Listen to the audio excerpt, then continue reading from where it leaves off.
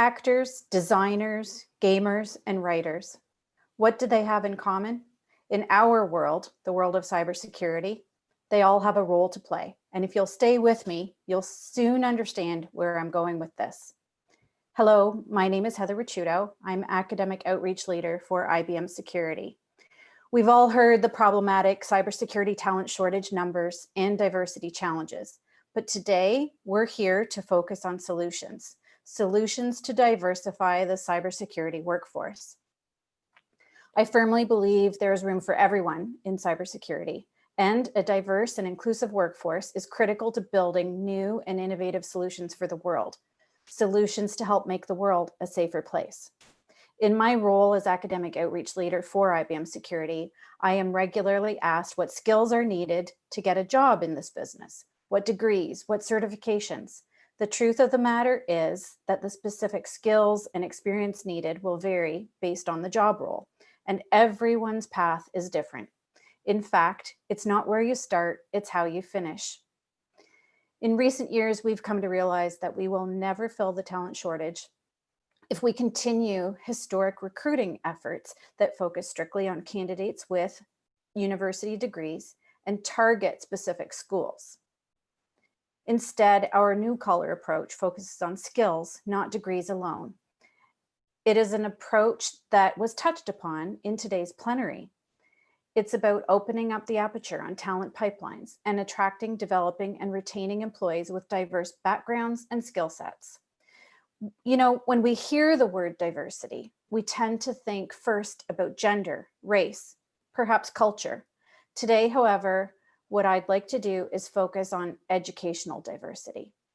Some of you may have heard me talk about the need for greater diversity in cybersecurity at prior conferences, as well as about the various IBM programs that support the development of a diverse workforce. Programs such as our New Collar program, our apprenticeship program, veteran training, and tech re-entry, just to name a few. Today, however, instead of talking about our programs, I have brought three friends along with me to share their stories. Stories involving special effects makeup, theater arts training, and a daycare. First, let me introduce you to Taryn Donaldson. Taryn came to IBM through our tech re-entry program about 2 years ago. Today, Taryn is a transformation leader in IBM Managed Security Services, but Taryn hasn't always worked in cybersecurity. In fact, she used to work in a daycare. Taryn, tell us, how does one go from working in a daycare to leading transformation in the cybersecurity business? Clearly, it didn't happen overnight, but you found a way to make it happen. So how did you get started? Hi. So what happened in my case was I had a very bad situation in New York and I moved to Georgia, knowing just my aunt. So that's where it's not what you know, it's who you know comes into play. So I was up in New York working in a daycare, and after moving here, of course, I had no job, and I was kind of down and out when I got here. So I actually went to apply for food stamps, Medicaid, and kind of government assistance for my first time ever. I was extremely nervous, didn't know what to think of it. So I went into the office, and while I was there, while I did daycare, of course, I was interested in technology, younger, taking web design here and there and stuff. But while I was there, her computer broke and she lost everything on her computer. And I was actually able to recover everything that she had lost when I was in my interview for government assistance. At that exact second, she's like, hey, why don't you come work for us? So I found a job, and it still wasn't too technical. I was working mostly doing giving out government benefits, doing investigations. And then on the side, I was waitressing and going to school. Eventually, I lost that job, and I was just kind of left with waitressing. I had only gone to school for a year and stopped, but while I was in school, I kind of took a different approach towards things. I actually still don't have my degree yet at all, and I actually don't have, I'm in the process of getting all my certifications now after already working for IBM almost 2 years. But while I was in school, I ran a bunch of clubs. I started clubs. I would participate in everything that had to do with cybersecurity. And one of those lovely days, I was president of Women in Technology and started at my school. I went to a WESIS conference because they are very hand in hand in Atlanta. And I met Heather. And we kind of talked, and I was even more interested in cybersecurity, and I did a lot of self-studying. And I knew I really liked it, but at that point, it was more, where do I want to go with it? Because you never really know. And again, I didn't really know many people to guide me.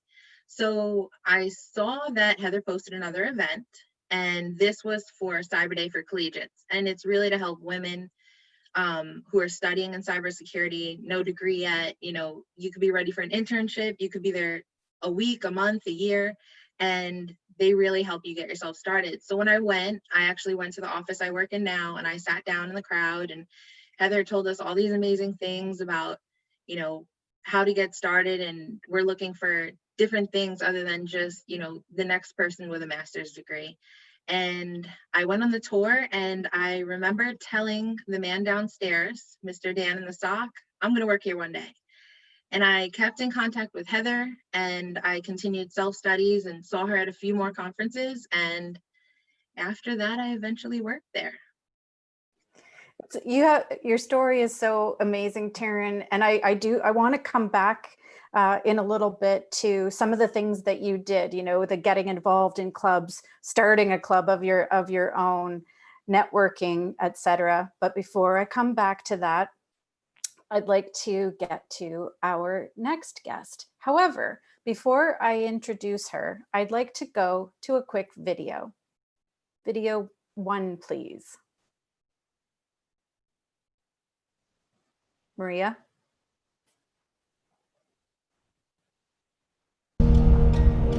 This is the IBM Security Command Center.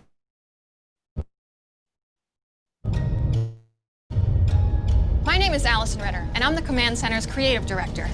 We are an elite team that help prepare our clients perform at their best, even on their worst possible day.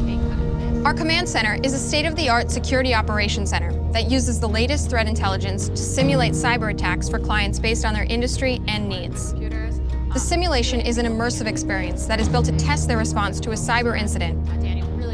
On the day of the experience, clients come in and are oriented to the Command Center. Almost immediately after, the simulated breach begins. Command Center. The goal is to understand how the entire organization works together and how to support the technical and business teams, where time is not on your side. Over the course of the next few hours, clients will wrestle with the cyber crisis scenario designed to test them, train them, and unite them under the guidance of our best security specialists. Afterwards, we work together to provide a full assessment of the simulation so that clients can learn to build new strengths and an instinctive response that is immediate, thorough, and measured. Because in the world of cyber threats, you can't predict, but you can prepare. Thank you, Maria. Now, the main character in this video, Allison Ritter, she's not a paid actor, although she does have theater arts training. Allison is a real live IBMer, and she's with us here today.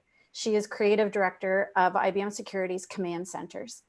By the time Allison graduated from Rochester Institute of Technology, she'd already interned with a US representative, worked on with a luxury cruise line to print and manage daily news, and served as editor-in-chief for Rochester School of Media Sciences.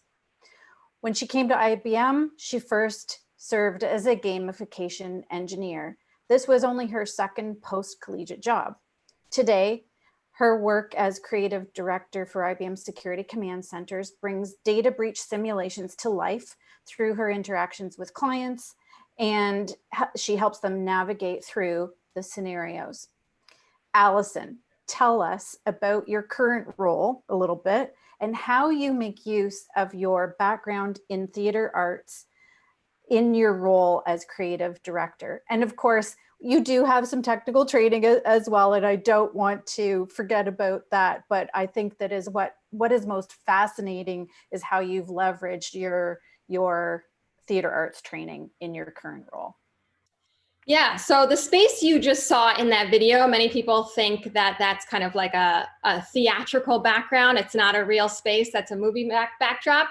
That's an actual space, and that's where I work. So it's called one of our cyber ranges, and we have these located throughout the world. And that's an actual IBM office that's within there. And I work there as the creative director. So that role completely reflects exactly what my work is. So what we do is in that space, I create cyber attack simulations for companies to go through and really experience what it would be like if your company was under attack. And in that role, I'm pulling in things like lighting, sound, design, interactive applications, all of those to create a feeling of what you would experience, and really kind of amplifying almost that gameplay that you would be going through. So these are like 3 to 4 interactive, immersive type of gamified experiences in that cyber attack realm. From, if it hits the news, how do you respond to breaking news, to what happens if your stock is tanking now, or you get a call from a reporter and you need to respond, or now you need to go digitally, or you need to actually search through your SIM and figure out what has happened technically within your organization. So all of that is created within that kind of technical space. And from my background, I have a background in media arts and technology, and all of that really applies now to this space completely. So I studied really the technology and the media, and then I really moved into the cybersecurity when I graduated. It was something that I've always just sort of gone towards, is this technology space. And I studied it, but I didn't have really a formal training in cybersecurity. So I really picked up on the background when I worked in another company, gaining that background, understanding, working with support, trying to understand this. How do we do something that we used to do is like read out calls on figuring out what was actually happening within somebody's organization and what was going on technically. And so from that, I actually moved into IBM from there, where I was able to take my technology and cybersecurity and this artistic side of theater, arts, all of that, and combine it together. And a big piece of theater is really also thinking about the psychology of how people think, and how do you make somebody respond in, in some type of way. You can think about gaming, like if you're thinking about like, online gaming or anything like that, you're trying to amp up that pulse. And that's what my world is all about, is creating this kind of immersified experience, which brings in that theater side on, wow, we want to have comedy here, or we want to have something, tragic happening here. How do we kind of bring that through? And that's where I was able to bring within my career, which was so exciting to kind of bring those two worlds together. And I know that there's a story also about how you got that job, and I want to come back to that, so don't let me forget, okay? But before I do that, I'd like to introduce our third guest. However, again, I'd like to start with a short video. So video 2, please, Maria. Oh, wow. Thanks for finding our passwords, Snow.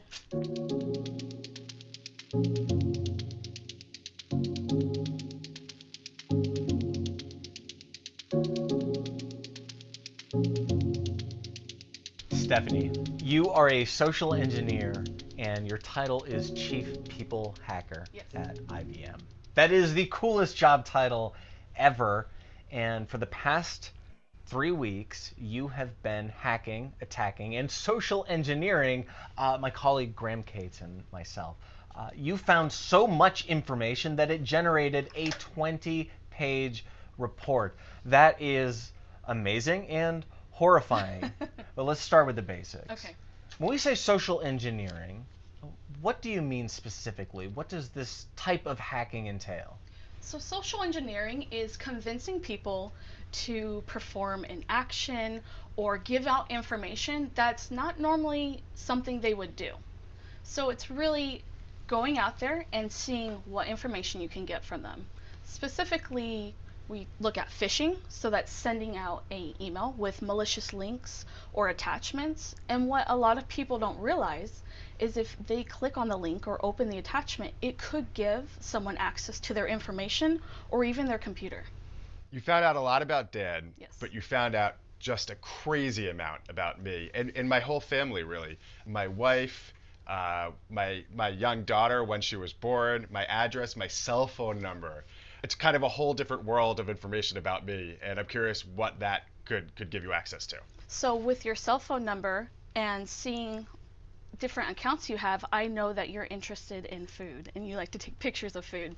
So as an attacker, I could use that information and send you a text message, but it could contain a malicious link. Or if I know that you're out of town and I did see a post where the family was going on vacation, that's something that as an attacker, I would know that your house is most likely vacant. What's fascinating, Stephanie, is that your skills are so good that you are in disguise right now. I am, yes. Let's take a look at Stephanie Snow post-disguise. Absolutely. So I am in disguise now. This is not what my hair looks like at all. So I use disguises a lot when I go on site because I don't want to be recognized, or I might have to use multiple personalities. If something doesn't work the first time, I'll have to try something else. And this All right, really Maria, helps me, or we if can I'm stop the pretending video to be now. someone specific, like a Thank you. That video goes on for a little while longer, but that's honestly, we got to my favorite part where Snow reveals her, what she really looks like and the fact that she was actually in disguise. So if you happen to attend Thursday's breakout session at the end of the day on the social engineering CTF with Anshul, you already know that Snow is a renowned hacker specializing in social engineering, that she is an IBMer, and that she has, if I'm not mistaken, a lifetime pass to DEF CON. So Snow, can you tell us a little bit of the story of your introduction to cybersecurity? Because it is quite fascinating. Yeah, I would love to. So to back up just a little bit before I actually got into cybersecurity, my background is actually in cosmetics and special effects makeup. And so that's what I had been doing for years. I got to work on some really low budget college indie style films. And if you've seen them, I will judge you horribly for it. So that's my background. That's what I was doing for a long time. And I had a group of friends, including my husband, who were going to go to DEF CON one year in Vegas. And they asked if I wanted to go. Now, I had never heard of DEF CON. I didn't even know what it was. I just heard Vegas and I said yes. I wasn't planning on attending the conference at all. I just wanted to go hang out by the pool and have fun at night with them. So when we get there, they're like, hey, we got an extra badge for you. I was like, oh no, what does this mean? And so again, I have zero experience in cybersecurity, into hacking, you name it, I don't know it.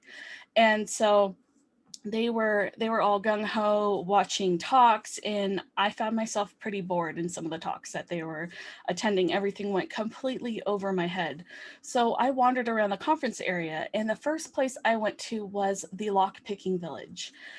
And I had no clue why anyone would want to pick a lock. Like, none of this made sense to me. And when I walked in, I was greeted by someone who explained just, the mechanics of locks and why it's important to know how they work, and actually sat down and showed me how to pick a lock. So I picked my first lock. I'm like, this is cool. But it's like the second you pick your first lock, the wheels start turning and like, oh no, all of these things that I have in my house that I think locks are protecting, like my family, safes, all these things. And it really puts things into perspective. So that was an amazing experience, but I'd only spent so much time there. So I wandered around some more, and I found something called the Social Engineering Capture the Flag, or the SECTF.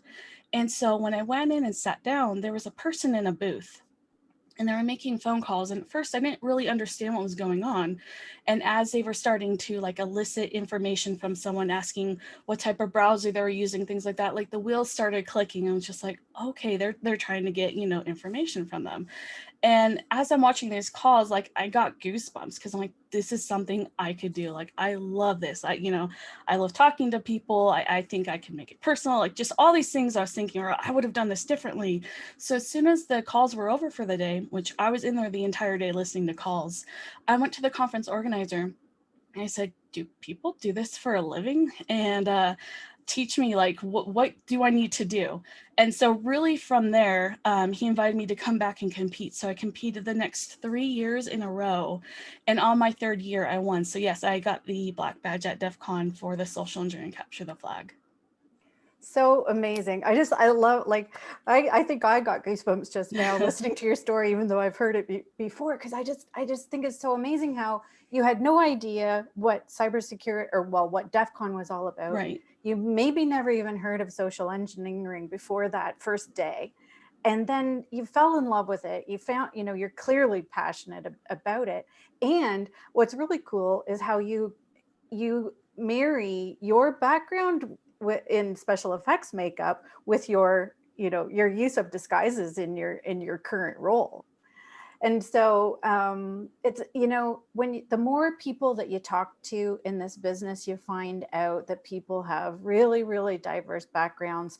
We don't all have computer science or engineering degrees. Lots of us do, but there are folks like all of you who've really taken some unique backgrounds and turn those skills into something you can use in cybersecurity.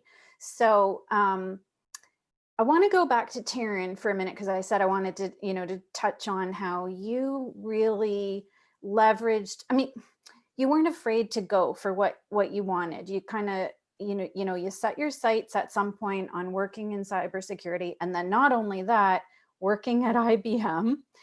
And so what did you do? Besides, I know some of the things that you did, and you mentioned starting a cybersecurity club at or a tech club at your school. So can you talk a little bit more about some of the things you did for yourself in order to learn more, build your network, meet people, etc.? So yeah, I took a completely untraditional approach, and I'm also a common denominator with these lovely ladies, because I feel like we all in the end knew we wanted cybersecurity, but not what area. And then we're like, oh, I like this, but now I really like this. So I did go to college for 1 year. I took all the basic classes. I even threw some math in there. I didn't last very long because I got my basics from my college education. And in high school, I did like tech. So I took a web design class, and it's like, I basically learned the structured base and then did all of my self-learning. And like Snow, most of my learning was going to conferences. And it's like, the more you attend these events and conferences, it goes from some type of alien language to, I get this, and oh, that's awesome. And one of the biggest things I would do, I would keep this notebook every time I go to a conference. And not only that, I would attend every conference with no excuses, even sometimes bringing my kids, because I have 3 kids. I would bring, my thing was, if it's under $30, I'm going. Most of them are free, just so you know. IBM always makes things free for women and veterans, and so it's like, we have no excuse to not go. But I would write down keywords like, cloud computing. I mean, anything that was foreign to me, I'd write it down. So I would take that back, learn more, and I would share it with my clubs. And when I shared it with my clubs, I would see them spark more interest, the people that were in our clubs, and I would take their interest and create another club. So I started out president of Women in Technology. We did everything from LinkedIn days to, having guest speakers, and everybody loved ethical hacking, which is what I thought I was going to do too. And what I studied all at first. So I started we had an ethical hacking group after that. And it's like, everything I did, I wouldn't just do it for myself. I would try to benefit other people, and then we all helped each other. And no matter where I went, I would try to meet people and make friends and learn as much as I could and take as much as I could, because you never know who's going to tell you what to help you in the long run. So I was like, all right, I'm going to go to IBM. I didn't know much about IBM except for upstate New York. All the older folks up there live there and work there. And I went, and it's like this totally different, just completely different from what I thought it was. And it's just all these amazing people, and everything's so modern and fun. And, like you said, there were so many areas. And I remember Heather and Michelle and everyone telling me, like, you you don't just have to do, programming to be in cybersecurity. Like there's so many different things. And I looked into it. And then when I saw the Security Operations Center, I was like, Mr. Dan, I'm coming to work here. Yeah. So thank you for sharing your story, and explaining how if there wasn't a club, you started it, or if there was a club to be joined, you joined it, and if there was a conference to go to, you went to it. And that's a big part of this industry, and kind of finding your way. You mentioned WESIS. I'm a lover of the WESIS organization and have been involved with WESIS for several years now. And I often say that that's where I found my tribe. And I know I'm not alone. A lot of women say that about WESIS. But of course, it is not the only special interest group. There are many out there. And so I encourage everybody who's listening, especially if you're just starting out, to just get involved. Snow, I remember you telling me a bit about how once you had done some training and you were looking for a job, tell us a little bit about what you did to convince employers that they needed you. Sure. So social engineering is a very, very unique skill set. And when I first started doing this, it was even more unique. So oftentimes, a lot of organizations just want to hire a hacker, a penetration tester. And sometimes they would get social engineering work come in and they would just have the hackers do that work. Well, the problem was not a lot of hackers wanted to do that work. So one of the things I did is when I first got started in this industry and I wanted to make this a career, I wanted to really specialize in social engineering. What I did is I went online and I found different information security consultancies that offered social engineering or that didn't. And I actually just emailed their HR and I made it a case why they should hire me. You have this group of hackers who are probably very talented, but they don't want to do this work, and I can come in and do this work. So I probably sent out almost 100 different emails and I got quite a few calls back. So I really had to kind of go out and be my own advocate, but it worked for me. And I think the biggest thing is I didn't let people tell me, no. I had multiple people say, you can't do that for a living. Like, you have to know all these other things. You have to know how to code and you have to know how to hack X, Y, and Z. And that's not the case at all. So I was really able to kind of go out and fight for that job. Well, and I will say that we are glad you did. And, Allison, I know that you did something kind of similar. You convinced one of our vice presidents that you were the right person for the creative director role. Tell us a little bit about what that was like. Yeah, during some interviews when I was looking at IBM, the cyber range wasn't a thing. That piece that you saw, that wasn't a space at all. I was talking to his vice president about this, going through, talking just in general about IBM. And he mentioned kind of like an offhand that he was building this, new space. It was going to be this like interactive type of cyber range, but, he didn't really know yet. And I hooked on that. Like, that was something that I connected with immediately. And every time I talked with him again, he would be like, oh, let's talk about something, this other thing. And I'd be like, wait, can you tell me how's the cyber range going? Have you picked out this? Have you done this? Like, let's talk about this idea. And we would just like go back and forth about this idea of this space that wasn't really created. He'd say like, Allison, it's not even built yet. Like, I don't really have anything yet. And so we talked, over a period of few months. And I was just like, I don't care. This is the space I want to be in. And we would just discuss and, collaborate.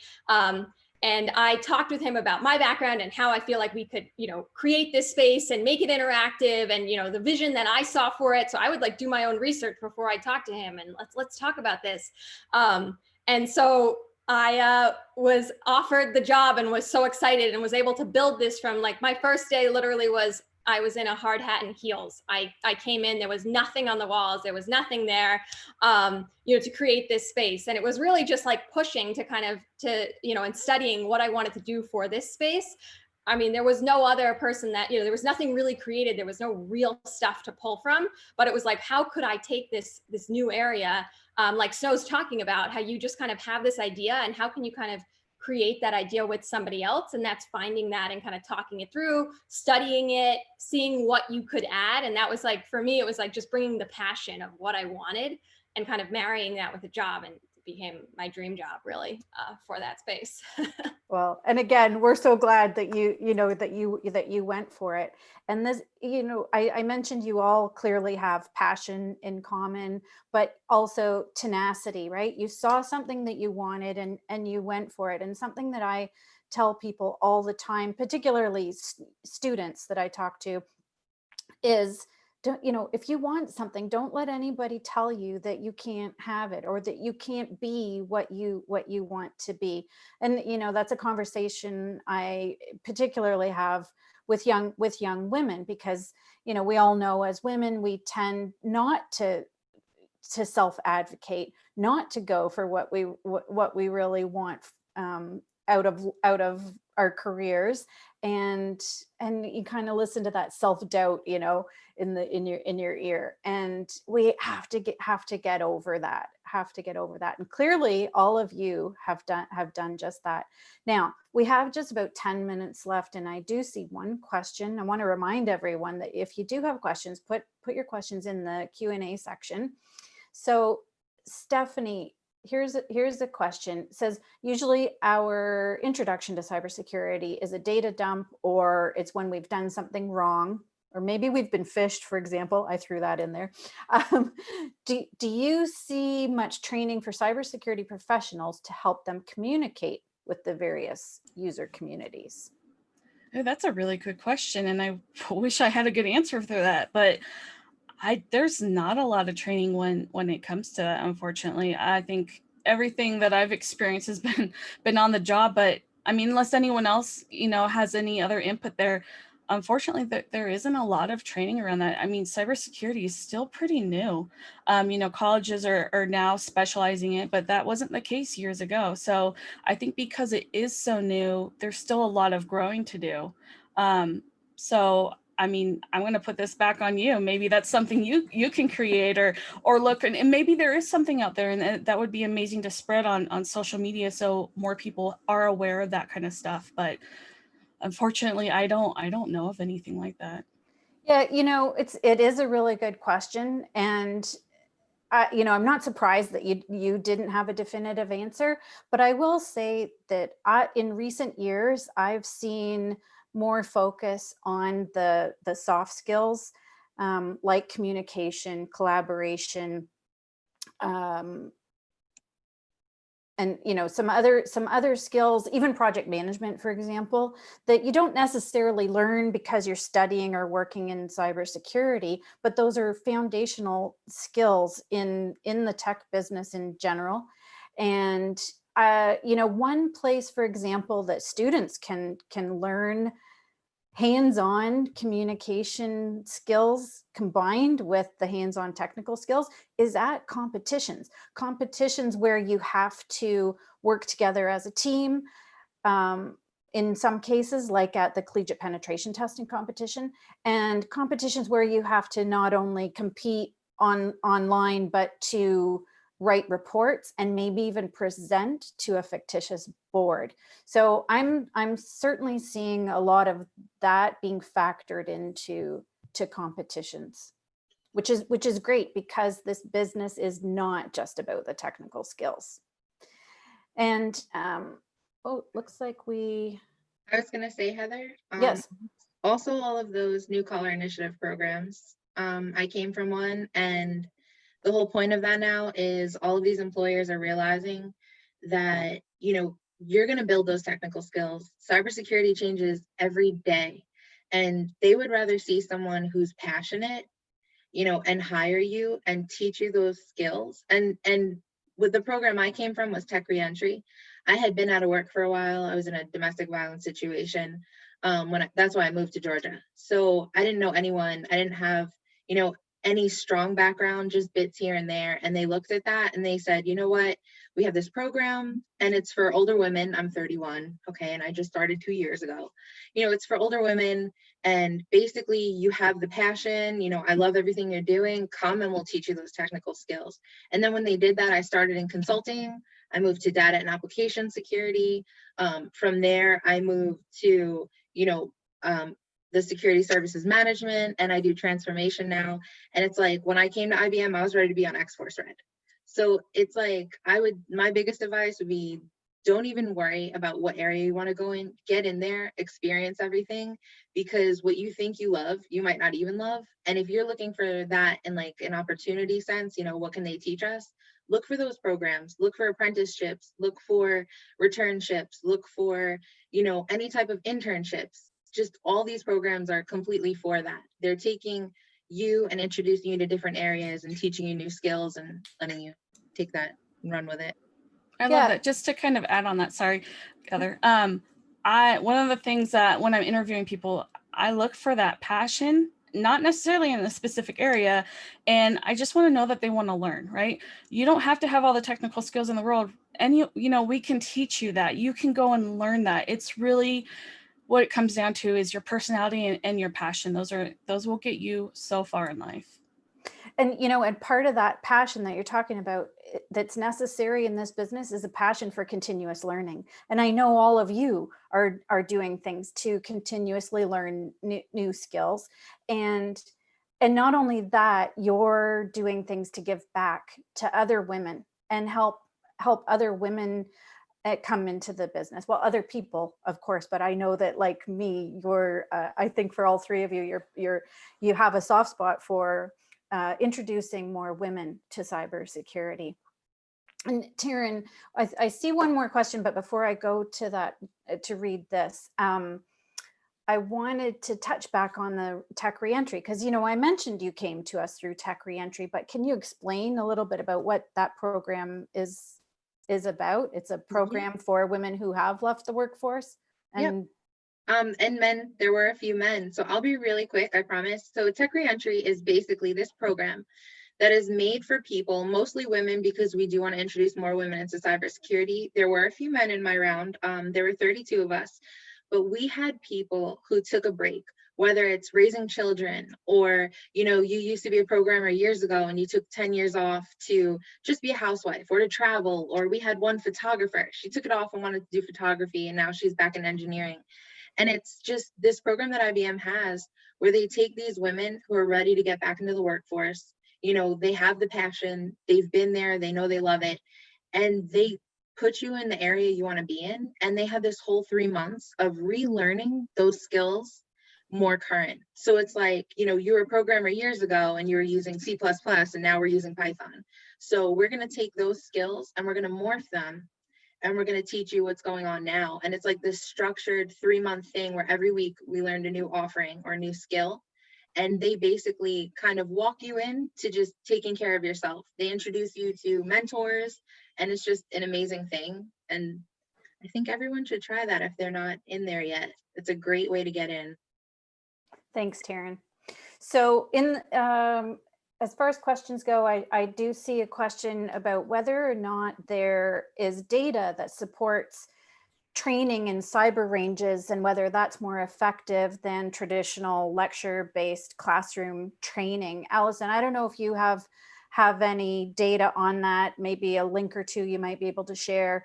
I do know that for folks, if you missed the plenary session today, I encourage you to listen to the recording, because there was a talk or a panel regarding cyber range education, and there was mention of a study, and there were some statistics that were referenced, and I know the charts and the links will become available once the conference is over. But Allison, do you have anything to add?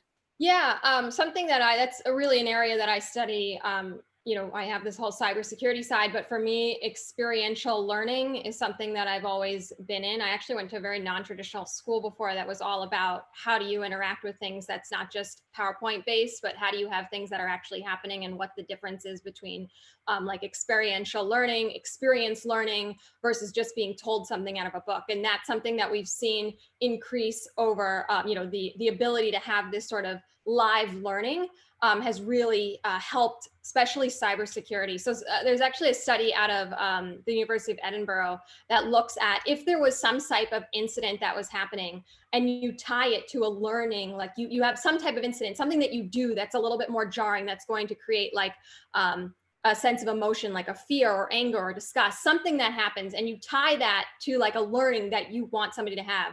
What happens is it actually travels, there's like a dopamine release, and that travels to the hippocampus where your memory is stored.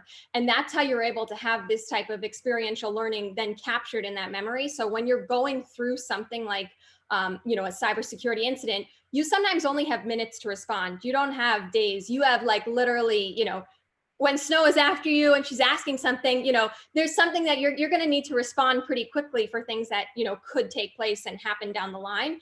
And being able to just have that muscle memory, and that's something that we work on really within the range, is key to actually answering and going through and dealing with cybersecurity. So having that, you know what you're going to do, you know how you're going to respond is key, big time for us. Thanks, Allison. So we're nearly out of time. I'd love to talk to you all for the rest of the evening, but I do have one final question. So for the folks in our audience who may just be starting out or even simply considering a career in cybersecurity, what advice would you give to them? I guess I'll go first. My biggest piece of advice is do whatever you can.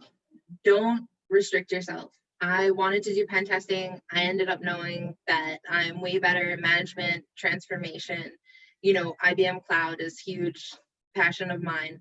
And if I would have set my sights in one area, I would be only applying for jobs in that area and never make it, never realize my true love for cybersecurity and where it was.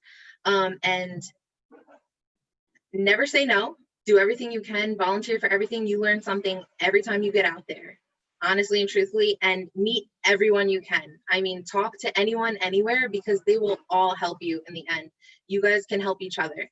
So when you learn something, you help them, and, you know, you can call back. I'll ask Heather things all the time. And, you know, I remember when I got a job, I went back to her, and it's just, you'll meet mentors everywhere. I mean, I met someone who worked for Google Cloud at a food place up the road from here. And it's like, you know, we talk about things all the time now. And it's just, no matter who you meet or no matter what you do, it's going to benefit you. Because I saw someone talk about, you know, another skills gap is the, you know, being able to talk about cybersecurity. And it's just, you know, we bring something to the table, the passion, the artistic way of doing it, the, you know, the creative, you know, looking at things that people think aren't important and making them important. And it's just, you know, if we had the same, you know, older man in the same suit saying the same thing with like a straight face, sounding super technical, nobody would ever know it. And it's like, we, you know, as a mother, know how to take something super technical and break it down into something that a CEO is going to understand versus a CISO. And it's just, all of these skills from all of us and everything we learn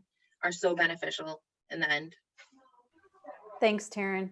Snow, you have any words So- of wisdom? So I think that was amazing. Kind of building on some of that is being involved in networking. Those two really have taken my career like where I am today. It's all about who I've met along the way, and it's really progressed me. So, you know, check out local conferences. Everything's virtual right now, which actually is a benefit. So there's tons of information out there. When things start to open back up, see if you can volunteer for things, and that really helps. Even if it's just local, it helps expand and build your community. And I think that that's one of definitely the pieces of advice I wanted to leave. Thank you. And Allison?